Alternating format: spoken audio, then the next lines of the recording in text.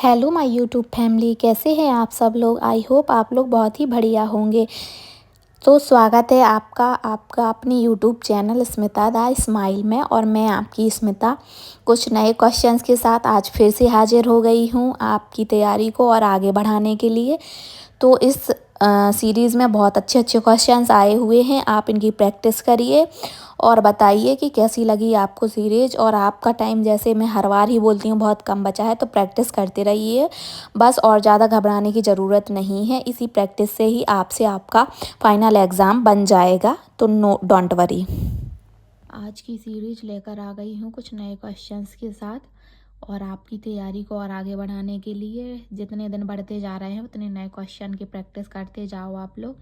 रात में बस एक वीडियो जब लेटते टाइम, जब आपका टाइम हो गया हो लास्ट में पढ़ाई करने के बाद, डिटेल रिवीजन करने के बाद, तो ये प्रैक्टिस वीडियो ज़रूर लगाइएगा और एक दो बार इसका रिवीजन कर लीजिएगा। तो ये क्वेश्चंस आपको कभी नहीं भूलेंगे और इन क्वेश्चंस से रिलेटेड जो भी क्वेश्चन आपके वीडियो में आए, वो सॉरी एग्ज़ाम में आएंगे, वो सभी आपसे बन जाएंगे। तो इसी तरीके के क्वेश्चंस लगभग आपके एग्ज़ाम में आने वाले हैं जो कि मैं लेकर आई हूँ। और मैं ये लगभग या तो प्रीवियस ईयर के क्वेश्चंस रहते हैं या फिर किसी न किसी एग्ज़ाम में आए हुए क्वेश्चन रहते हैं, और इधर उधर से बहुत जगह से जो मैं कंटेंट जोड़कर लाती हूँ आपके लिए। तो ये ऐसा कंटेंट है जो आप एक दो बार पढ़ लेंगे तो आपके एग्ज़ाम क्लियर हो जाएगा और आपके उस टॉपिक से रिलेटेड मैक्सिमम मार्क आने के चांसेस रहेंगे। तो आप ये वीडियो ज़रूर देखिए और चैनल पर नए हों तो सब्सक्राइब कर लीजिए, अपने फ्रेंड्स के साथ भी शेयर कर दीजिए ताकि उनको भी हेल्प हो सके। चलिए स्टार्ट करते हैं आज का वीडियो। आज के क्वेश्चंस बहुत ही यूनिक क्वेश्चन है जो लगभग एग्ज़ाम पैटर्न पर ही आधारित हैं और इसी तरीके के क्वेश्चंस आपके एग्ज़ाम में भी आने वाले हैं। क्वेश्चन फर्स्ट है, नर्स माँ को खसरे से ग्रस्त बच्चे को कितने दिन पृथक रहने की सलाह देगी। जो खसरे से ग्रसित बच्चा है उसको दूर रखने के लिए, यानी माँ से दूर रखने के लिए सलाह देती है नर्स माँ से बच्चे को दूर रखने के लिए, क्योंकि वो खसरे से ग्रसित बच्चा रहता है। और खसरा एक ऐसा संक्रामक रोग है जो बहुत जल्दी फैलता है, तो इससे को माँ से पृथक रखा जाता है। ऑप्शन ए 3 दिन तक, ऑप्शन बी 5 दिन तक, ऑप्शन सी 7 दिन तक, या फिर ऑप्शन डी 9 दिन तक। तो इसमें लगभग प्राथमिक उपचार के तौर पर 7 दिन तक माना जाता है कि 7 दिन तक इसका जो संक्रमण है वो फैल सकता है। तो माँ से बच्चे को 7 दिन तक रखने की सलाह नर्स देती हैं। और जैसे कि खसरे से पीड़ित के पास अगर मान लो 10 व्यक्ति जाते हैं तो लगभग 8 व्यक्ति को खसरे होने की संभावना रहती है, यानी 80% व्यक्तियों में यह संक्रामण रोग फैल सकता है। इसलिए इसको कुछ टाइम के लिए दूर रखा जाता है और किसी से मिलने नहीं दिया जाता। चलिए, आई होप आपको ये क्वेश्चन समझ में आ गया होगा। इसका राइट आंसर ऑप्शन सी है, 7 दिन तक। नेक्स्ट क्वेश्चन पर बढ़ते हैं। नेक्स्ट क्वेश्चन है, खसरे के मरीज का पृथक्करण किस स्तर का बचाव है। जिस मरीज को खसरा हो रहा है, यानी खसरे से जो ग्रसित व्यक्ति है, उसको दूर रखा जाता है, बाकी लोगों से दूर रखा जाता है, किसी से मिलने नहीं दिया जाता। क्योंकि जैसे कि ऊपर वाले क्वेश्चन में, फर्स्ट क्वेश्चन में बताया है कि खसरा एक संक्रामक रोग है जो बहुत जल्दी फैलता है। यह मिलने पर भी मान लो जैसे मैंने बताया कि 10 लोग मिलने गए तो 8 लोगों को 100% ही यह संक्रमण हो जाएगा। तो इसमें 80% संक्रमण तो लगभग फैलता ही है, तो उसको पृथक रखना पड़ता है मरीज को और सभी लोगों से। तो जो पृथक्करण है वो किस तरह का बचाव है, प्राथमिक बचाव है या द्वितीयक है या मध्यवर्ती है या तृतीयक बचाव है। तो यह प्राथमिक उपचार के अंतर्गत आता है या प्राथमिक बचाव के अंतर्गत आता है। तो इसका राइट आंसर ऑप्शन ए हो जाएगा, प्राथमिक उपचार। ठीक है, नेक्स्ट क्वेश्चन पर बढ़ते हैं। नेक्स्ट क्वेश्चन है, संक्रामक बीमारियों की रोकथाम में किसके द्वारा प्राथमिक बचाव होता है। जो संक्रामक बीमारियां हैं जो संक्रमण द्वारा होती हैं, मिलने जुलने पर भी हो जाती हैं, उसकी रोकथाम के लिए सबसे पहला प्राथमिक बचाव क्या होता है। टीकाकरण, शीघ्र निदान, सख्त पृथक्करण या बीमारी का उपचार। तो सख्त पृथक्करण इसका आंसर नहीं होगा। इसमें कन्फ्यूज मत होइएगा फ्रेंड्स, दोनों ही क्वेश्चंस हैं एक ही चीज़ से रिलेटेड, बाकी इनके आंसर्स अलग अलग हैं। तो प्राथमिक बचाव में क्या आ जाएगा, तो जो टीकाकरण है वो टीकाकरण प्राथमिक बचाव में आएगा। यहाँ पे पूछा गया था कि पृथक्करण कौन सा उपचार है, और यहाँ पे सख्त पृथक्करण यानी कि बहुत ही कड़ा रवैया अपनाना बोला गया है, और यहाँ पे प्राथमिक उपचार टीकाकरण कहलाएगा। ठीक है, तो ऑप्शन ए राइट आंसर हो जाएगा। नेक्स्ट क्वेश्चन पर बढ़ते हैं। नेक्स्ट क्वेश्चन है, निम्नलिखित में से कौन सा एक रक्त जनित रोग है। रक्त जनित रोग के बारे में पूछा गया है। कौन सा रक्त जनित रोग है? हेपेटाइटिस बी, चिकनगुनिया, व्हील रोग या फिर प्लेग। जो ब्लड से फैलता है उसके बारे में पूछा गया है। तो इसके लिए बताना है आपको कि कौन सा है जो ब्लड में फैल सकता है जो रोग, वो हेपेटाइटिस बी है या फिर चिकनगुनिया है या फिर व्हील रोग है या फिर प्लेग है। तो इसके लिए आप बताइए, फटाफट इसका आंसर दीजिए। इसका राइट आंसर होगा ऑप्शन ए हेपेटाइटिस बी। ये ब्लड से फैल सकता है, तो ये ब्लड रक्त जनित रोग है। ठीक है, नेक्स्ट क्वेश्चन पर बढ़ते हैं। नेक्स्ट क्वेश्चन है निम्नलिखित में से कौन सा सांस लेने पर ऑक्सीजन की तुलना में रक्त हीमोग्लोबिन में अधिक तेजी से घुल जाता है। तो जो हीमोग्लोबिन में सांस वो ऑक्सीजन की तुलना में बहुत ही जल्दी, यानी ऑक्सीजन से पहले घुल जाता है और सांस लेने के साथ ही वो चला जाता है, यानी ऑक्सीजन के साथ ही जाता है पर ऑक्सीजन के घुलने से पहले ही ब्लड में घुल जाता है या हीमोग्लोबिन में घुल जाता है। तो ऑप्शन दिए गए हैं, option A sulphur dioxide, option B carbon monoxide, option C ozone और ऑप्शन डी नाइट्रस ऑक्साइड। तो बताना है कि कौन सा है, कौन की जो सांस लेने के साथ ही चला जाता है और ऑक्सीजन की तुलना में, यानी ऑक्सीजन से पहले ही हीमोग्लोबिन में इन्वॉल्व हो जाता है और बहुत तेज़ी से फैल जाता है, इसके बारे में पूछा गया है। तो इसका राइट आंसर होगा ऑप्शन बी कार्बन मोनोऑक्साइड। जो कार्बन मोनोऑक्साइड है वह सांस लेने पर और ब्लड में घुल जाता है बहुत ही तेज़ी से, तो इसका राइट आंसर ऑप्शन बी होगा। नेक्स्ट क्वेश्चन है विटामिन ए प्रोफाइलैक्सिस किसका उदाहरण है। विटामिन ए प्रोफाइलैक्सिस किसका एग्जाम्पल है, ये पूछा गया है।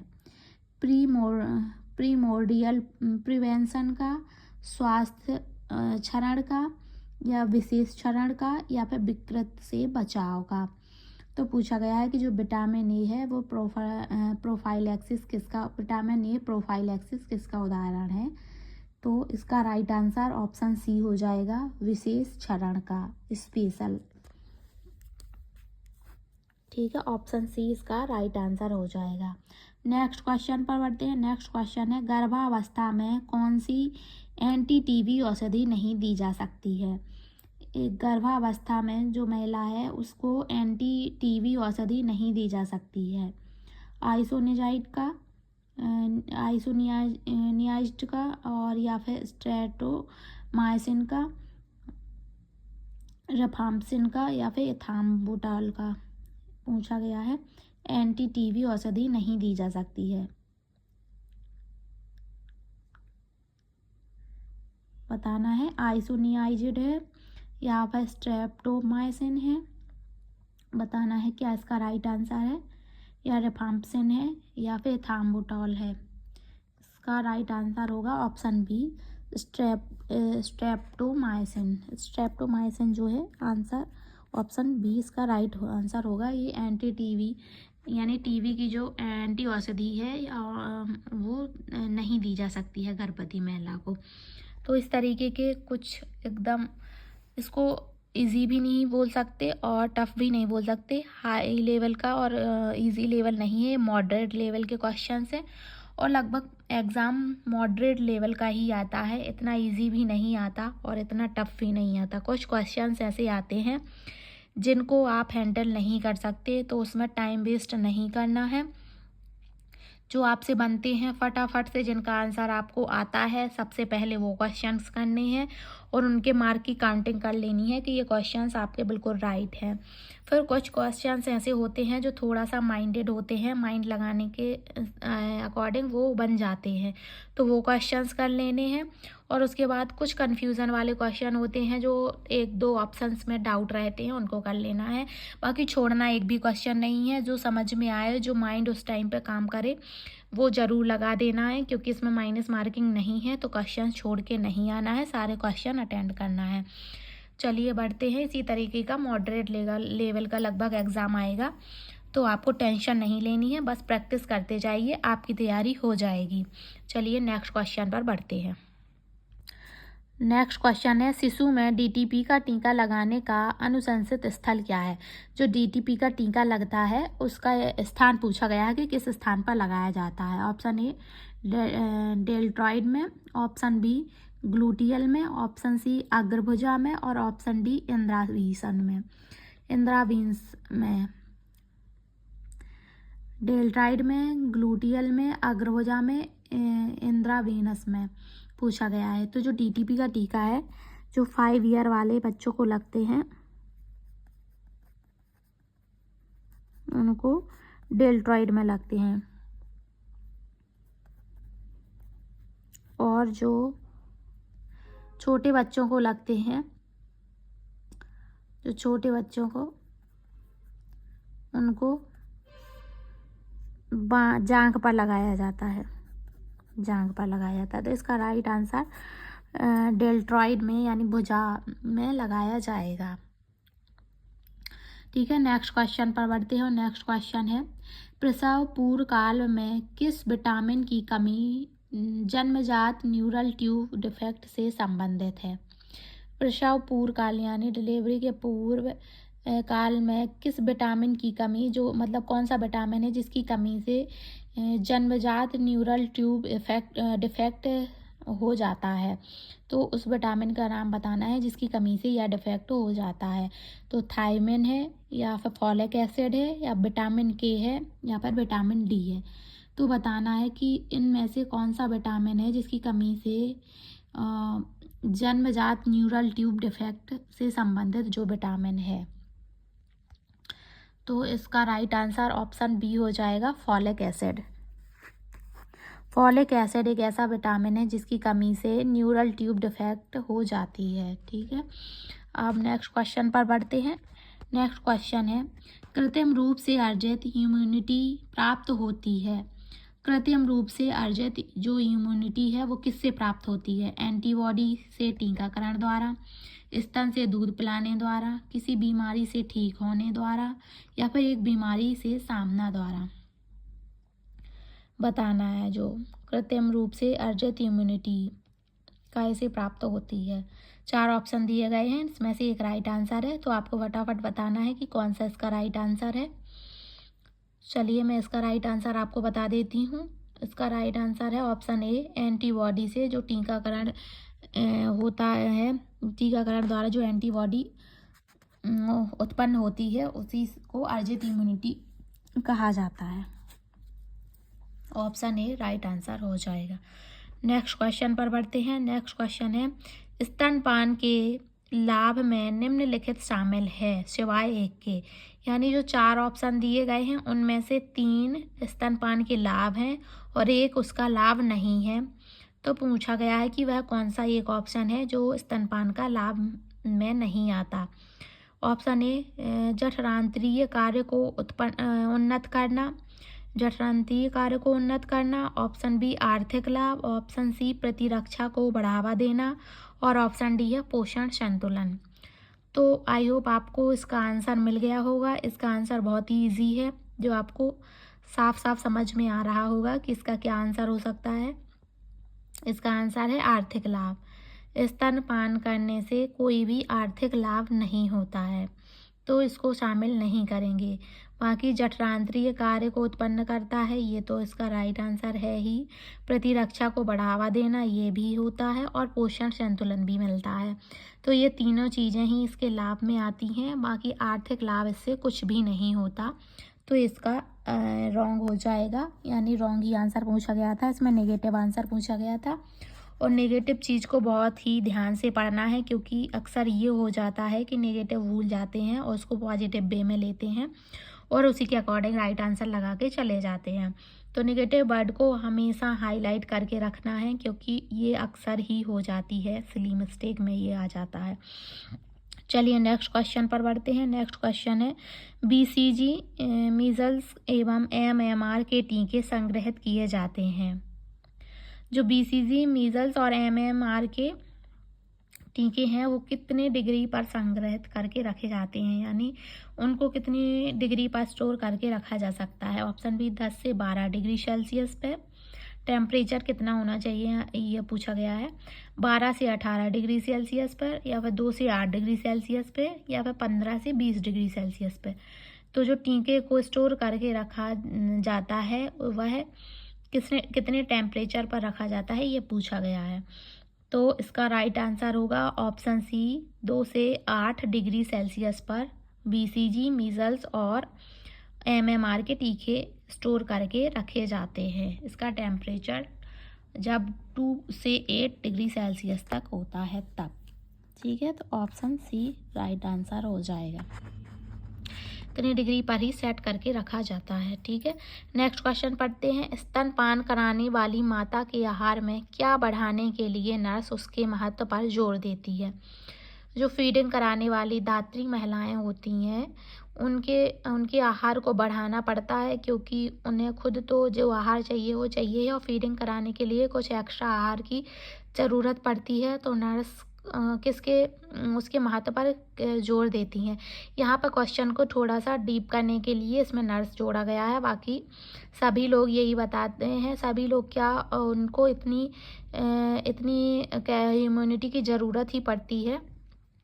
तो पूछा गया है कि कितना एक्स्ट्रा खाने को दिया जाना चाहिए, तो उसमें जो खाने को दिया जाना है उसमें क्या शामिल होना चाहिए। पूछा गया है वसा, ऑप्शन बी प्रोटीन, या फिर कैलोरी, या फिर विटामिन के, ये पूछा जा रहा है। तो जैसे कि जब स्टार्टिंग के जो सेशन थे उसमें बताया गया था कि धात्री महिलाओं को कुछ एक्स्ट्रा कैलोरी की ज़रूरत होती है।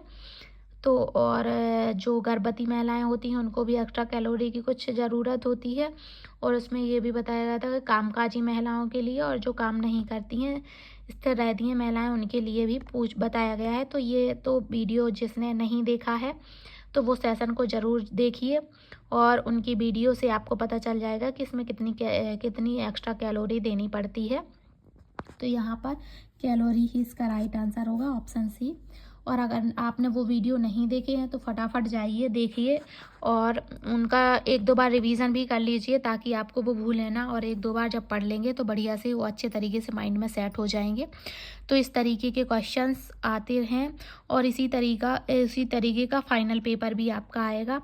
तो ऐसे ही क्वेश्चंस की प्रैक्टिस करते रहिए आप और अपने फ्रेंड के साथ शेयर करिए। अगर आपको वीडियो अच्छा लगा है तो लाइक ज़रूर करिए, जिससे मुझे भी मोटिवेशन मिलेगा और नए नए वीडियो आपके लिए मैं लाती रहूँगी, ताकि शायद मेरे इतनी मेहनत करने से आपकी कुछ हेल्प हो जाए।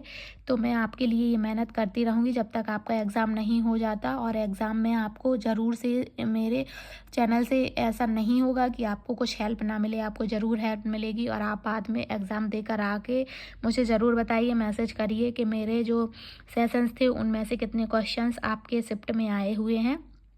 इस तरीके के क्वेश्चंस और भी मैं लेकर आती रहूँगी। तो चैनल को सब्सक्राइब कर लीजिए और बेल आइकन प्रेस कर लीजिए, ताकि फटाफट नोटिफिकेशन आए और आप सेशन में ज्वाइन हो सकें और बढ़िया से क्वेश्चंस अटेंड कर सकें। और जो भी टॉपिक से क्वेश्चंस आपसे नहीं बन रहे हैं उसका डीपली रिवीजन करिए, डीपली पढ़िए उसको थोड़ा सा, तो आपसे वो क्वेश्चंस भी बनने लगेंगे। इसी तरीके के क्वेश्चन आपको आगे भी मिलते रहेंगे। तो चैनल को सब्सक्राइब कर लीजिए और वीडियो को शेयर कर दीजिए। Thank you for watching.